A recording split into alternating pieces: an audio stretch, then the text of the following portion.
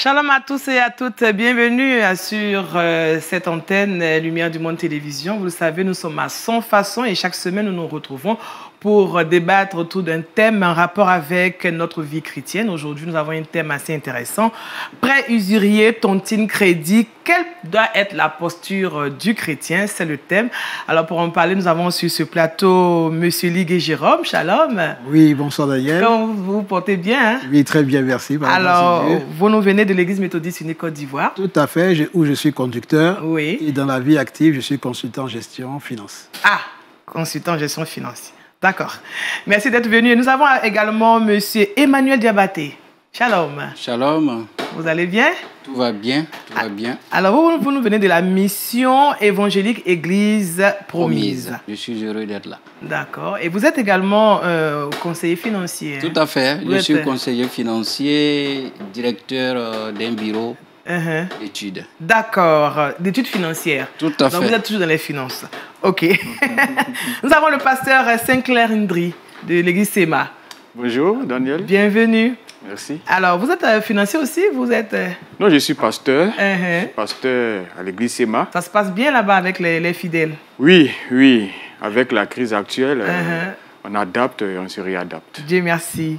Vous n'êtes pas seul pasteur, il y a un second avec nous, pasteur Joe Menedi Joël. J'espère que j'ai bien dit. Vous êtes de l'église Assemblée de Dieu. Temple Jéhovah Shammah. D'accord. Jéhovah Shammah. Oui, Shalom Daniel. Ça veut dire quoi, Jéhovah Shammah? L'Éternel est ici.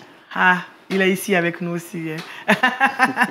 Ok, bienvenue à vous, chers serviteurs de Dieu. Avec vous, on l'a dit, le thème autour duquel nous allons débattre est prêt usurier, tontine crédit. Que doit être la posture du chrétien? Alors, déjà, on va essayer de définir les thèmes qui nous sont un peu étrangers, tels que prêt usurier. Bon, je me tourne vers les financiers, hein, pasteur, monsieur Diabaté. Tout à fait. Alors, comment on peut définir le prêt usurier? Le prêt d'abord, et puis parler maintenant de l'usure qui accompagne. Tout à fait, tout à fait. Merci. En fait, dans prêt usurier, je souhaiterais pour la bonne compréhension, d'abord de définir ce que c'est qu'un prêt. D'accord. Et puis de mettre ensemble le prêt et pourquoi il devient usurier. En fait, il faut dire que le prêt, d'abord, il y a deux canaux de définition que je souhaiterais utiliser. Il y a le droit. Le droit, quand on dit prêt, c'est un contrat.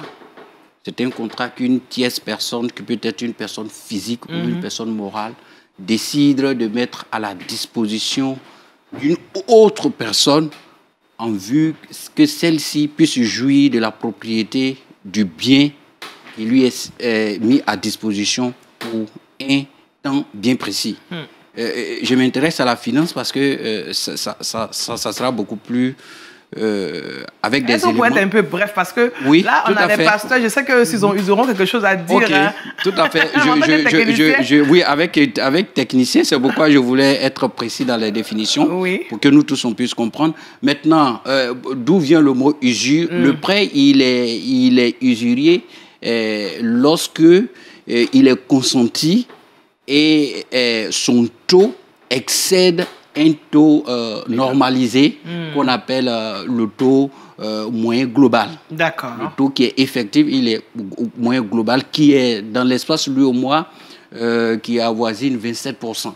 Donc, c'est lorsque le prêt pour lequel le taux excède 27%, on parle maintenant de prêt usurier. Sinon, tant qu'on ne dépasse pas 27%, on peut parler de prêt normal, seulement, mais pas de prêt usurier. Voilà. Alors, monsieur Liguet, vous partagez la même définition? Oui, nous partageons la même définition, sauf que pour simplifier les choses, le prêt est mis à disposition, mais en conservant la propriété. Donc, on use de l'argent pour un certain temps donné et on l'oppose au don gratuit qui est la libéralité. D'accord. Donc, sinon, les définitions sont exactes. D'accord.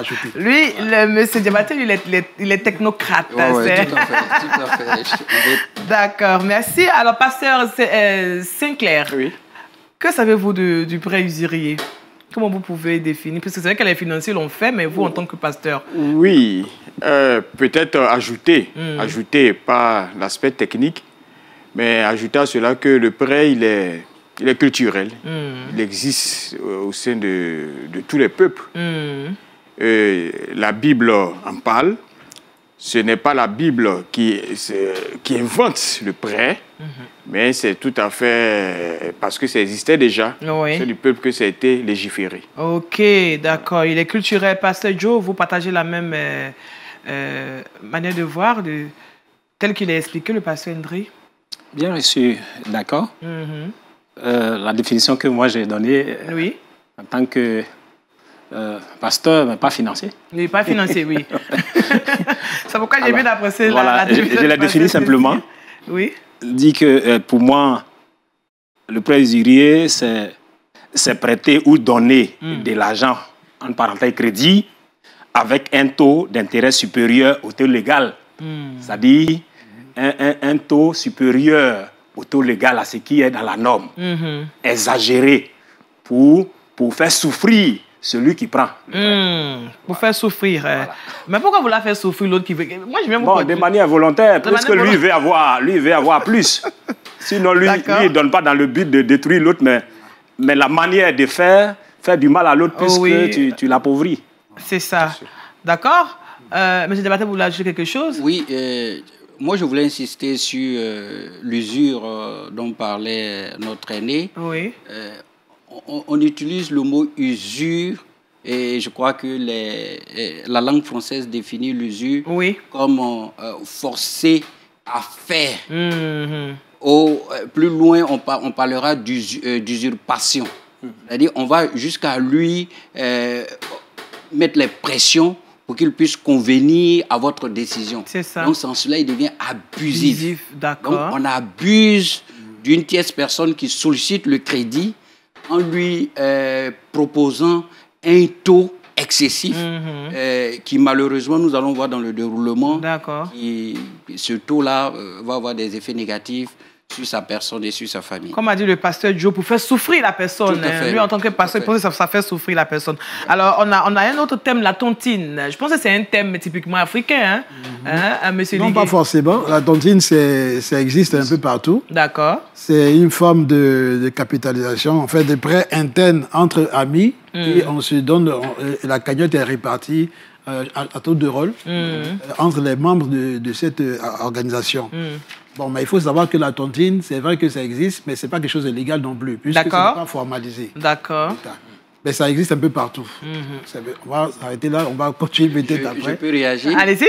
Voilà. Oui. Merci, M. Ligué. Vous voyez, le financement ou l'octroi de prêts aujourd'hui crée des disparités sur la qualité de l'emprunteur. Ceux qui sont dans le secteur informel ou qui sont dans des dispositions qui ne confortent pas la banque ou les institutions financières, ces personnes-là, la nature aurait du vide, ont développé un système de recherche de moyens en vue de financer leurs projets.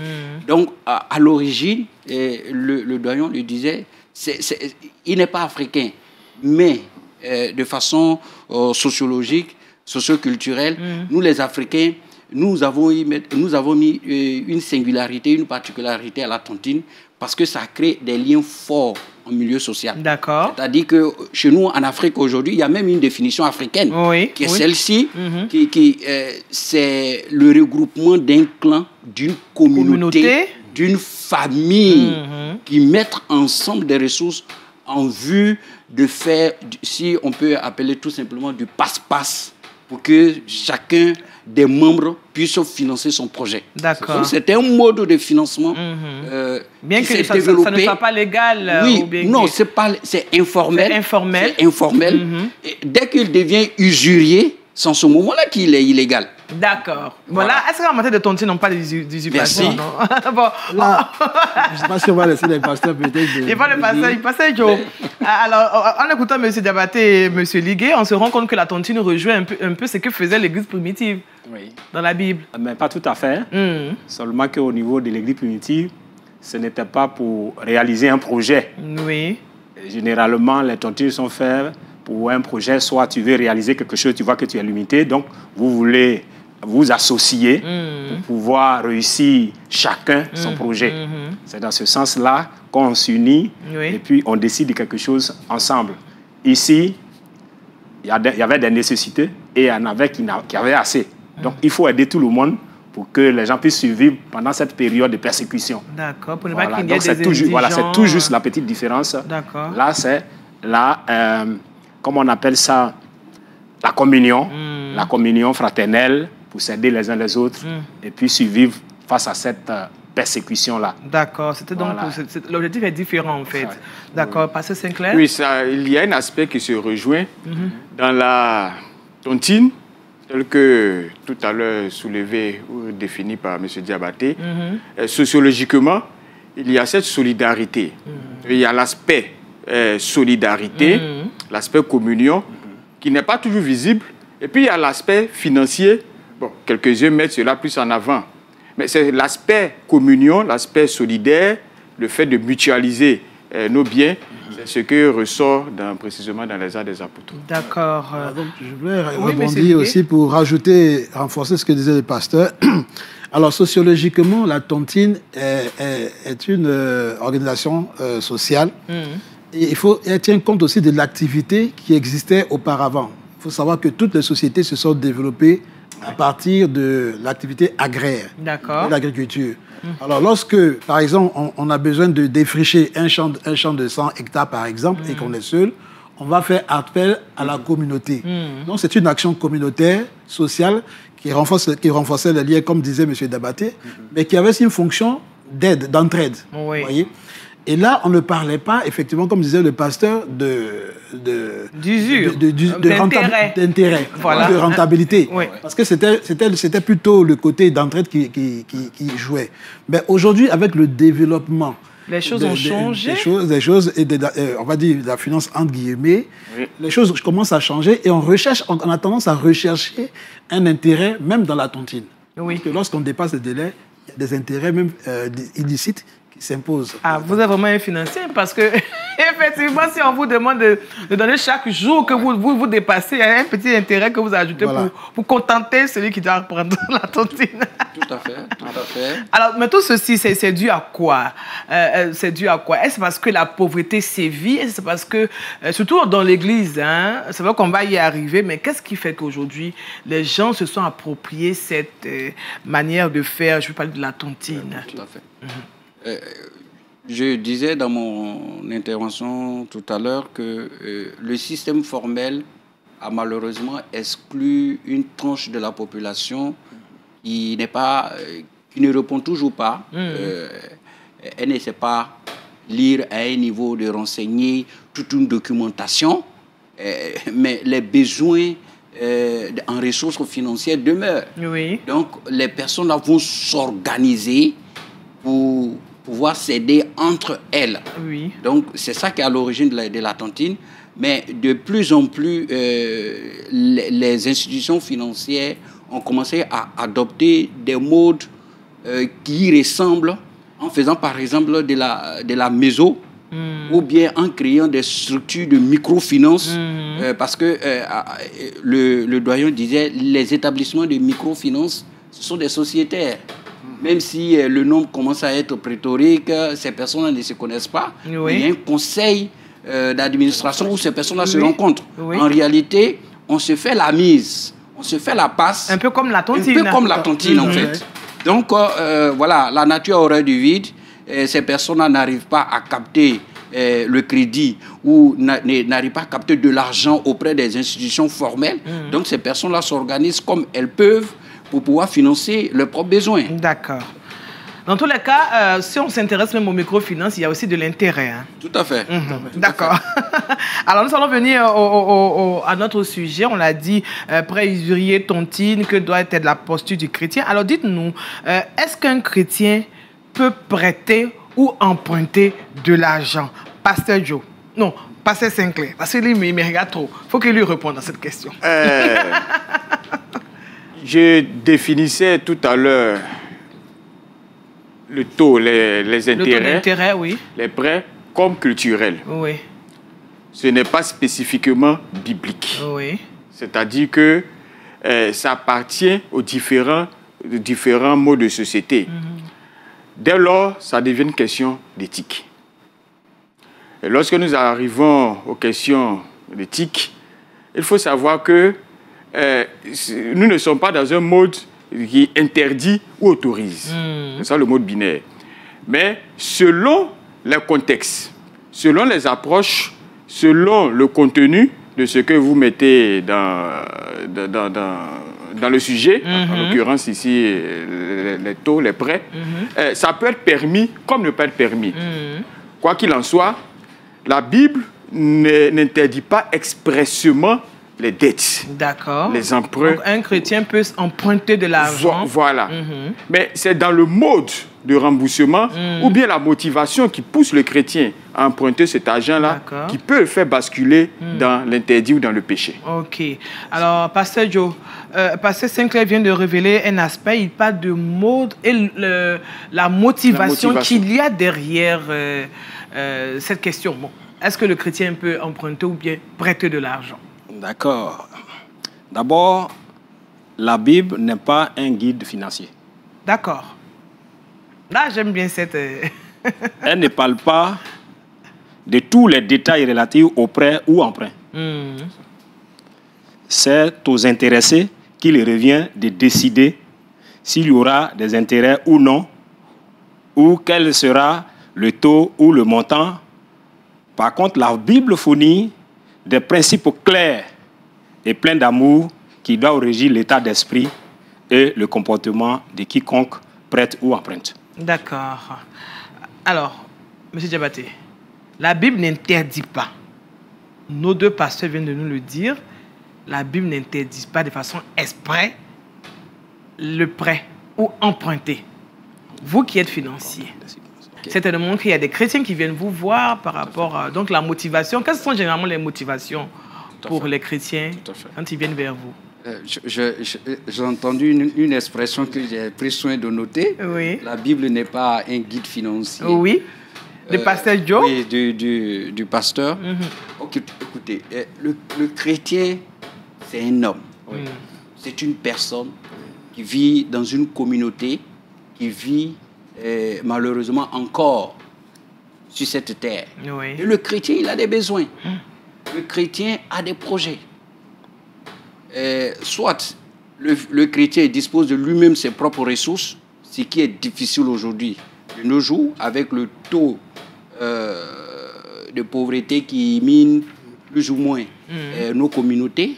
Donc, le chrétien est obligé de rechercher ces ressources-là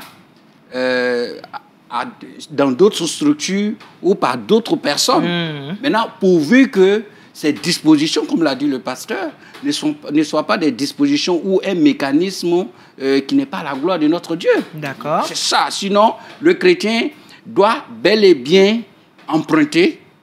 Il doit disposer des ressources pour pouvoir se développer. C'est ce que je peux dire déjà à ce niveau. D'accord. Monsieur Liguet. Oui. Il peut emprunter. Monsieur Liguet. Oui, alors moi, passez une minute. Oui, allez-y. Je dirais que le chrétien est un homme qui est dans le monde, d'abord. Ça, il faut bien le souligner. Le Seigneur lui-même est venu dans le monde pour impacter le monde. Donc, nous sommes soumis plus ou moins aux réalités de ce monde. Le crédit s'impose au monde pourquoi? Simplement à cause du développement des activités. Tout simplement. Et la dématérialisation aussi de la richesse. Avant, la richesse elle était agraire, c'était les champs, c'était des bœufs, c'était des ânes, c'était des chevaux. Aujourd'hui, on ne peut pas mettre un cheval dans la maison, on ne peut pas mettre un champ dans la maison. Non. On va dématérialiser, on va représenter la richesse par des instruments, notamment la monnaie. La monnaie. Et à un moment donné, les besoins s'accroissent et nous vivons dans une société qui évolue, qui crée de la demande, qui crée de la consommation, parce que c'est ce besoin de consommation qui va nous pousser à vouloir rechercher un certain confort de vie. Et donc, les ressources ne suivant pas le rythme des besoins, alors apparaît la nécessité de prendre un crédit. Un crédit. Alors, le crédit n'est pas mauvais en soi, sauf quand cela excède le besoin, on va dire le besoin légitime ou normal. C'est ce que la Bible c'est ce que les mouvements religieux, même l'Église catholique, à un moment donné, a combattu. On a combattu l'excès. Oui, justement, je voulais en venir. Parce que, justement, M. Liguet, à un moment, l'Église n'était pas pour les emprunts, enfin les crédits bancaires. L'Église s'est longtemps opposée à ce fait-là. Qu'est-ce qui justement a amené l'Église à changer de position, à faire un retour en arrière aussi rapide? Parce qu'on sait qu'avant, enfin, il n'y a pas longtemps on disait, non, quand on est chrétien, on ne peut pas prendre les crédits, on peut vivre avec son salaire, on peut faire ceci, Dieu peut faire accroître toutes choses. Mais pourquoi aujourd'hui, vous qui êtes financier, vous qui êtes serviteur de Dieu, vous dites que le chrétien peut s'adonner au crédit? Bon, je voulais nuancer. Moi, je vais nuancer mes propos. Passez, Guillaume, c'est quelque chose. Oui, bien, je disais que je n'avais pas fini mon propos quand... Allez-y, rapidement. Voilà. Sur la première question, le chrétien peut emprunter ou prêter. Je disais que les ressources limitées, l'urgence du problème à résoudre n'est pas seulement donnée aux chrétiens seuls. Nous sommes des êtres humains, on est tous sur la terre. Les réalités que ceux qui ne sont pas chrétiens ont, nous avons les mêmes réalités. Et c'est vrai que nous n'allons pas les aborder de la même manière. Sinon, la réalité qu'ils ont, nous avons les mêmes réalités. Donc, à ce niveau, c'est pourquoi je disais que c'est ce qui nous motive. Pourquoi? C'est dans quel sens que nous voulons prêter de l'argent? Est-ce que c'est pour abuser? Est-ce que c'est pour aider ou pour sauver une situation? D'accord. Moi, je pense que c'est dans ce sens-là que le chrétien peut prêter. Aider l'autre. Et cela doit se baser sur l'amour. Cela doit se baser sur l'amour. Donc, être un chrétien né de nouveau, voilà, tout ça... il faut être un chrétien. Il faut être un chrétien, parce que le chrétien, c'est celui qui est né de nouveau. Voilà, il faut être un chrétien. Bon, c'est vrai que... Parce que nous parlons dans le cadre chrétien. Donc, en tant que chrétien qui veut prêter, il faut être né de nouveau. Mais Pasteur Jo, je suis d'accord pour ce que vous dites. Mais il y a, comme je disais tout à l'heure, il y a un passé récent où l'Église refutait les crédits. D'emprunter, on se dit que tu peux donner librement à celui qui en a besoin, mais pourquoi prêter de l'argent ou bien aussi, emprunter? À ce niveau-là, il faut dire que le sujet lui-même n'était pas cerné dès le départ. D'accord. Aujourd'hui, nous avons beaucoup de frères intellectuels sur ce sujet qui ont approfondi la chose pour nous permettre de mieux comprendre. Donc, au départ, on ne voyait pas l'aspect même social à l'intérieur. C'est au fur et à mesure qu'on découvre que ce n'était pas d'office un péché que de prendre pour réaliser un projet. Comme quelqu'un le dit, il dit, mais quand tu veux lapider quelqu'un, il faut être sûr que tu as ton pied sur un caillou. Donc, avant de dire à quelqu'un, prête quelque chose, il faut être sûr que tu peux régler le problème pour ne pas te créer des problèmes demain. Donc, voilà. Donc, à l'époque, il faut vraiment mesurer les choses avant de s'adonner au crédit. Avant de s'adonner au crédit. D'accord, M. Diabaté. Oui, faut dire que je fais de l'histoire et je me réjouis qu'il y a notre aîné qui est là. Les institutions de microfinance qui sont nées, même il y a des microfinances qui sont créées par des chrétiens. Par des chrétiens, mais qui n'ont pas, qui ont eu des durées de vie très courtes. Pourquoi? Très courtes, oui. En fait, si nous avons un problème avec le sujet, si on s'y met en termes de prestataires ou de fournisseurs de ces services, il va sans dire qu'on aura du mal à bien gérer. Les institutions financières, aujourd'hui, qui ont eu 90, 95, il y a eu des établissements financiers qui étaient pilotés, dirigés par des chrétiens, des pasteurs, n'ont pas vu le succès. Mais qu'est-ce que ça joue en de faveur? Pourquoi? Parce que le chrétien avait peur les hommes de Dieu... ils ont eu peur de donner le taux de... Vous avez dit 25% le taux d'intérêt. C'est pourquoi j'appelle l'Église à aller vers la recherche de la connaissance. Ce n'est pas parce que le pasteur lui disait que c'est un guide, la Bible est un guide financier, n'est pas un guide financier, et qu'on ne va pas faire de l'entraide en apportant des ressources financières à des frais et à des... Je vais vous donner des exemples. Aujourd'hui, d'autres communautés, d'autres confessions religieuses ont développé leur système financier. Jusqu'à même à créer, je peux dire le nom, comme on appelle, la finance d'une communauté. La finance d'une communauté. D'une communauté. Et avec même eux-mêmes, avec des préceptes, avec des conditions. C'est pourquoi moi j'appelle les chrétiens à s'y mettre et à développer avec les pasteurs un modèle chrétien. Mais quel est le modèle chrétien? Parce que tout à l'heure, vous avez parlé de ce modèle des chrétiens qui se sont jetés dans les microfinances qui n'ont pas réussi, pu pérenniser leur activité. Mais qu'est-ce qui a joué en leur défaveur? Mais qu'est-ce que vous appelez modèle chrétien, monsieur Ligué? Moi, je vais revenir sur la morale qui était défendue par l'Église au départ. L'Église, c'est l'Église catholique, et dont est issu plutôt Martin Luther, qui est le père de l'entrepreneuriat. C'est pour dire que quand on va au fond des choses, comme disait M. Diabaté ou le pasteur Joe, le chrétien est un homme qui a le même besoin que l'homme lambda, celui qui n'est pas chrétien. C'est ça. Ou celui qui est religieux d'une autre religion. Mais ce sont les activités qui ont amené le crédit à émerger en termes d'activité. Parce que le crédit n'existait pas en termes d'activité au départ. C'était juste une compensation, parce qu'on mettait à disposition un bien dont on gardait toujours la propriété, l'argent, au profit d'un frère. Et puis il faut dire que l'Église a commencé après, donc, avec Actes, après donc l'Église primitive. Il n'y avait pas d'indigents. Et si on remonte dans l'Ancien Testament, je ne sais pas si c'est dans le livre de Deutéronome, il est dit qu'il n'y ait pas d'indigents parmi vous. C'est-à-dire que c'est la communauté, c'est l'entraide communautaire qui doit amener le bénéficiaire, le chrétien, à garder une morale, à ne pas enfreindre sa morale, parce qu'il a tout ce dont il a besoin à l'intérieur de la communauté. Quand vous parlez de morale, vous voulez dire quoi? Parce que moi, je suis chrétien, par exemple, je suis dans la société, j'ai un besoin, je vais prendre mon crédit, je le fais. Alors la morale qui s'en dégageait, c'était justement ce dont on a parlé dès le départ, l'abus. L'abus. Il faudrait, comme ça devient maintenant... Mais qui abuse qui? Le prêteur ou l'emprunteur? C'est le prêteur au départ. Parce qu'il y a certains prêteurs qui en ont fait un métier. Au départ, j'ai 100 unités, je peux emprunter 20. Et puis, il y en a d'autres qui ont prospéré, gloire à Dieu, et qui se sont dit, pourquoi travailler? Je vais passer mon temps à prêter un peu plus, et comme ça, je vais vivre des intérêts. Alors est venu maintenant l'appât. Et donc, on avait tendance à augmenter le taux d'intérêt, enfin, l'intérêt. Et c'est ça qui est devenu l'usure. C'est cette usure-là qu'a combattu l'Église, et c'est cette usure qui a été combattue par les systèmes étatiques. D'accord. Parce que l'État n'a rien inventé. Moi, je dirais que c'est Dieu qui a tout inventé. Je suis d'accord avec vous, M. Ligué. Alors, nous avons deux pasteurs avec nous. On sait que parmi nous, à l'Église, souvent, on prie contre l'esprit des dettes. Oui, ça... je suis tellement endetté, priez pour moi, l'esprit des dettes sort. Non, oui, cet esprit-là n'est pas démoniaque, en réalité. C'est l'esprit, c'est-à-dire la personnalité de la personne. La personnalité de ce chrétien-là.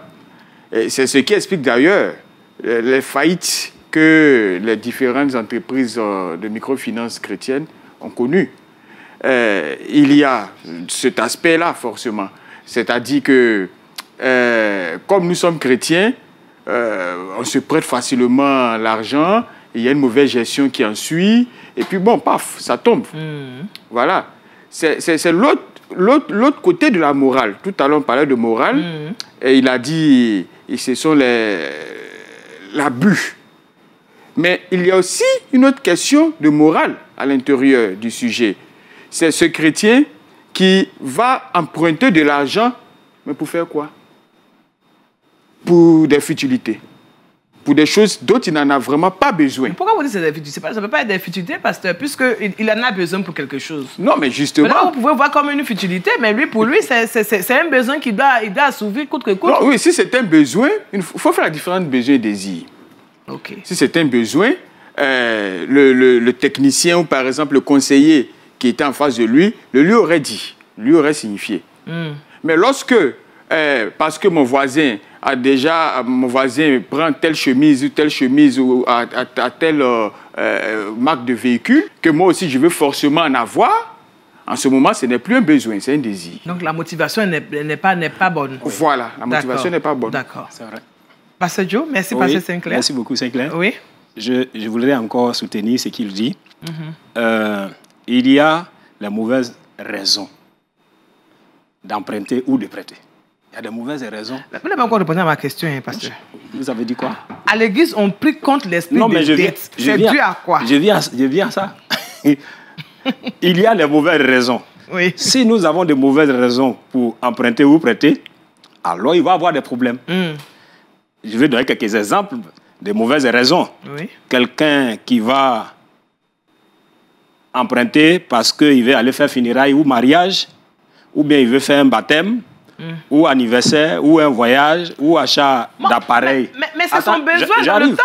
Il en a besoin. J'arrive. Il faut qu'il fasse sa célébration. D'appareils ménagers ou habits. C'est pour ça que lui, il veut aller prendre quelque chose. C'est sa motivation, c'est son besoin du moment. Oui, mais Moi, je voulais réagir. J'arrive. Oui. Je vais finir. D'accord. Je viens. Le temps est en train de partir. Oui, le temps je viens. contre nous. Donc, il faut qu'on... Et de l'autre côté, les mauvaises raisons de celui qui prête aussi, on verra, on va faire une petite conclusion là. On va tirer une petite conclusion rapidement. Vouloir se faire des gains forcément. Si un chrétien, il veut prêter parce qu'il veut forcément se faire des intérêts. Si ce n'est pas basé sur l'amour, sur la communion, et que lui, forcément, il veut faire des intérêts, comme le doyen l'a dit tout à l'heure, parce que tu veux avoir beaucoup, tu as pris goût, et tu veux avoir plus. Alors, il va de soi que celui à qui tu impliques cela va souffrir, et puis il va commencer à se plaindre. Maintenant, de l'autre côté, si tu ne prends pas un prêt pour réaliser ce qui va t'aider à avancer, et que toi, tu creuses seulement dedans, mais tu ne mets pas dedans, il va de soi que tu vas souffrir. Donc, ce n'est pas une possession qu'un démon qu'on doit chasser. Il faut plutôt éduquer la personne, il faut plutôt former la personne pour qu'elle puisse avancer. On n'a pas à faire des prières là pour chasser des démons de dettes. D'accord. Mais je voulais... Oui, excusez-moi. Oui. En fait, la finance, c'est un métier. Comme une personne... quiconque dans la société peut apprendre le métier. Mais M. Diabaté, oui. Pour aller droit au but, est-ce que vous, en tant que financier, un chrétien vient vous voir, généralement, quelles sont les motivations? Parce que les deux pasteurs ont relevé des motivations qui, pour eux, ne sont pas bonnes. Tout à fait. Ouais. Quelles sont les motivations, généralement, qu'on brandit avant de... Enfin, on vous brandit avant que vous ne puissiez donner octroyer un prêt? Je vais vous surprendre. Oui. Les personnes ou les frères, les chrétiens que nous recevons souvent ou que nous accompagnons pour bénéficier d'un financement, on trouve parfois que le projet, il est exagéré. Les demandes, les besoins exprimés sont exagérés. C'est-à-dire parce que n'oubliez pas que la finance aussi accorde le financement en respectant certaines règles. Par exemple, on vous dit que vos capitaux propres, si vous voulez prendre un montant, il faut que, malheureusement, c'est le langage, on ne prête qu'aux riches. Donc, vous n'avez pas 100 000, vous voulez avoir un besoin de 100 milliards. On en trouve. C'est exagéré. C'est exagéré. Oui. On en trouve parce qu'aujourd'hui, le chrétien... nous n'avons pas les principes du faible commencement. C'est-à-dire que vous avez un projet, vous avez un besoin, peut-être même c'est une maison. Vous êtes fonctionnaire, vous gagnez 250 000. Oui. Vous êtes là pour 30, 40 ans de service.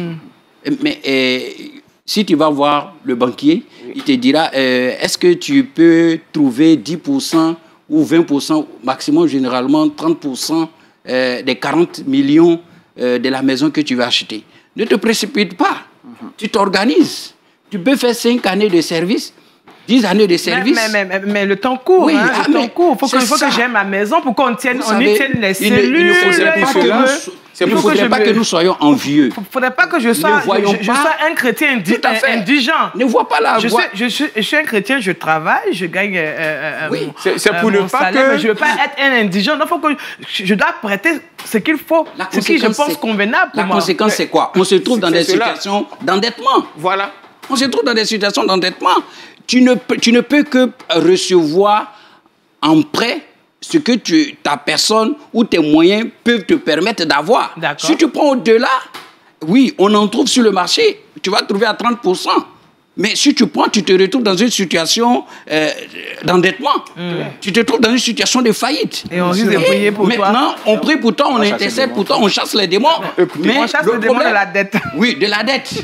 Le chrétien est de l'endettement, parce que je n'ai pas de problème. Voilà, je n'ai pas de problème avec la dette. Il faut la mesurer, il faut la gérer. D'accord.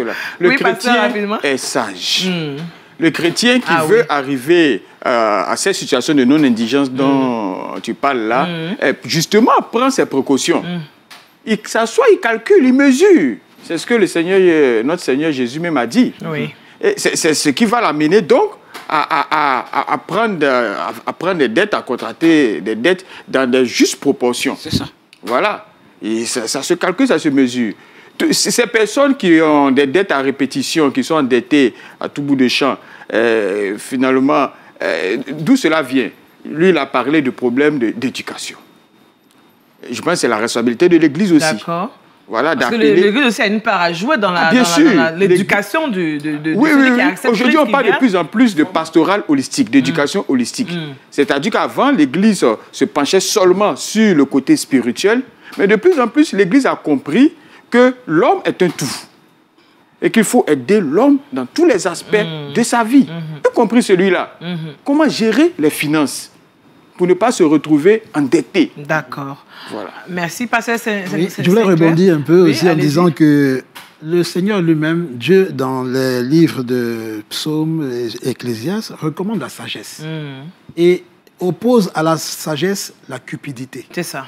Voilà. Le chrétien peut avoir part au crédit. Il peut s'endetter raisonnablement pour un projet bien précis. Mais il ne faudrait pas qu'il fasse preuve de cupidité, de manque de sagesse. Parce que ce manque de sagesse va l'amener à abandonner Dieu. Parce que le fait d'être surendetté peut amener quelqu'un à voler, à chercher par tout moyen à se maintenir. C'est ça. Le fait de vouloir d'être envieux peut amener quelqu'un à ne pas se contenter de son salaire, alors qu'il a fait les études ou il a choisi le métier librement. Il va chercher des revenus autrement et il va maintenant tomber dans le rackettage, il va tomber dans le vol, dans le détournement, etc. Or, ça, Dieu le condamne. D'accord. Troisièmement, il faut dire que Dieu aussi a établi les autorités. Il faut quand même aussi se pencher, se respecter les règles qui ont été édictées par les autorités. C'est pour cela que je vais rejoindre mon frère Diabaté pour dire que la finance est un métier aujourd'hui qui est organisé. Lorsqu'on a un projet, il faut aller vers un professionnel. Et si les initiatives chrétiennes n'ont pas marché, c'est parce qu'on prenait simplement la sagesse commune, ce n'était même pas la sagesse de Dieu, la sagesse humaine commune pour gérer un métier qui est formalisé, un métier qui est très, très, très dense.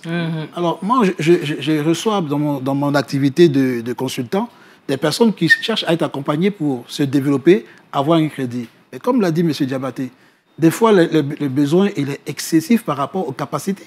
Et des fois, je conseille... Le chrétien, c'est un visionnaire. Wow, il vient avec la foi. Il se dit que même si je n'ai pas... Enfin, je suis chrétien, donc j'y vais avec la foi. Je vais avec... Effectivement. La foi que Dieu m'a donnée. C'est même la foi qui pousse même à créer des choses, à même inventer. Cette foi ne doit pas être sujette à la cupidité. C'est ça. On revient toujours à la même chose. Si Dieu nous inspire, par exemple, de créer une entreprise milliardaire, Dieu nous donnera les personnes pour nous accompagner. D'accord. Nous donnera tout ce qu'il faut pour qu'on y arrive. Et encore pour un but, on va dire, collectif, communautaire. Il ne le fera jamais pour assouvir... Voilà. Alors, est-ce qu'un chrétien peut prêter à usure? Ah non. Ça touche la morale. Oui, ça... voilà, étant chrétien, je crois que ce n'est... Non seulement mais à quel moment on parle d'usure même? Oui, on parle d'usure lorsque l'argent que tu prêtes, ton taux d'intérêt excède la normale ou la règle. Généralement, la règle, dans l'espace lui au mois, c'est de 27%. Maximum. Et là encore, on va plus loin. On compare aussi ce taux-là ou le taux d'intérêt aux opérations de même nature. C'est-à-dire que si un prêteur, le prêteur est là, le pasteur prêteur, le doyen prêteur, si moi je vais acheter un véhicule et que lui me fait un taux de 20%, le pasteur me fait un taux de 18%, donc le taux moyen en réalité sur le marché pour ce genre de cas-là, c'est 18%. Donc le prêteur doyen n'est pas dans la normale. Il est hors norme. et il tombe dans l'usure. Il tombe dans l'usure. Mais justement, le chrétien dans cette situation, qu'est-ce qu'il a comme baromètre pour pouvoir juger, qu'est-ce qu'il a pour pouvoir comprendre que là, si je tombe dans un trou, enfin, le taux d'intérêt est beaucoup plus élevé que celui-ci, il ne respecte pas les règles. Qu'est-ce que le chrétien a comme... Oui, vous savez, nous sommes dans un monde d'information. Il faut aller vers l'information. Il faut aller vers la connaissance. Il faut chercher à comprendre. Et il faut demander aux spécialistes, aux techniciens du domaine. Mais déjà, comme j'aime le dire souvent, quand je rencontre quelqu'un, apprenons à faire 3 propositions. C'est-à-dire que tu veux faire quelque chose, demande à quelqu'un, à une première personne, il te fait une proposition. À une deuxième personne, il te fait une proposition. À une troisième personne, elle te fait une proposition. Déjà, si tu vois des écarts considérables, tu commences à te poser des questions et tu vois au fond. Donc, c'est cet esprit de sagesse-là qui doit habiter d'abord le chrétien. D'accord. Qui doit habiter le chrétien. Okay. Deuxièmement, allons-y vers les informations, allons-y vers la connaissance. Maintenant, si tu veux être prêteur, donc c'est un métier, donc il faut te former. Tu as peut-être de l'argent, tu veux commencer à être fournisseur de prêts, tu te formes, tu apprends. Et j'ai un cri de cœur.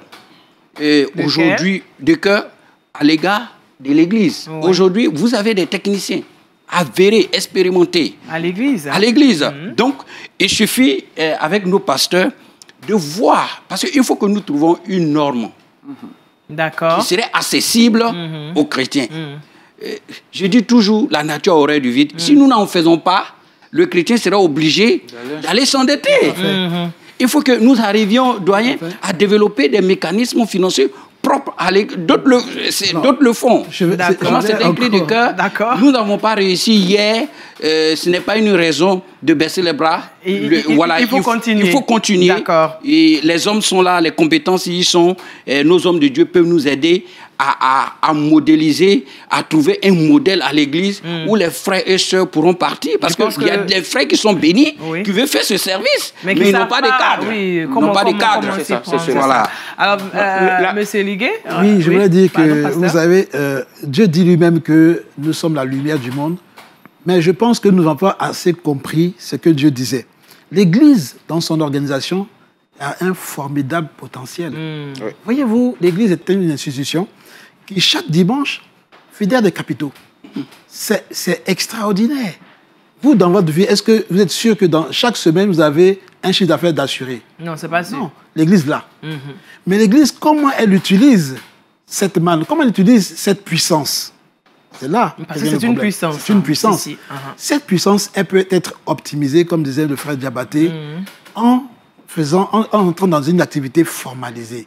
Si l'Église arrive à créer des microfinances qui peuvent prêter à des taux vraiment intéressants, on va dire hyper raisonnables, mais le chrétien n'aura pas besoin d'aller trouver le margouillat au coin de la rue pour se faire asphyxier financièrement et détruire sa famille, parce que c'est là où il arrive. C'est ça. Voilà. Donc, le besoin est là. Mais comment l'Église répond à ce besoin? Elle en a la capacité. Mais est-ce que l'Église prend conscience de sa capacité? Est-ce que l'Église, comme dit, va vers des personnes formées pour mettre en œuvre, optimiser ce potentiel, potentiel pour que les chrétiens puissent impacter le monde? Parce que lorsque le chrétien aura une vie bien cadrée et qu'il sera bien formé, et qu'il ne sera pas surendetté, mais ça va impacter le monde. Les choses vont se faire autrement, on verra. Les gens vont copier. Oui, et ils feront comme vous avez fait. D'accord, merci, M. Liguet. Alors, Pasteur Sinclair, vous voulez réagir? Oui, pour revenir à la question, est-ce que le chrétien peut prêter avec un taux d'intérêt excessif? C'est cela. Oui, par rapport à l'usure. Par rapport à l'usure. Oui, la parole de Dieu en parle. La parole de Dieu en parle. L'esprit de certains passages bibliques, notamment dans Exode, où il est question de taux d'intérêt. Exode 22. Exode 22, précisément, le verset 25. Dieu dit de ne pas, aux pauvres de ne pas prêter avec intérêt. Lorsque nous mettons ce passage avec celui de Deutéronome, nous nous rendons compte que l'intérêt de Dieu dedans, la vision, l'esprit de ces différents passages-là, c'est qu'on tienne compte de l'état social de celui à qui nous sommes en train de prêter. D'accord. Nous sommes en train de l'aider.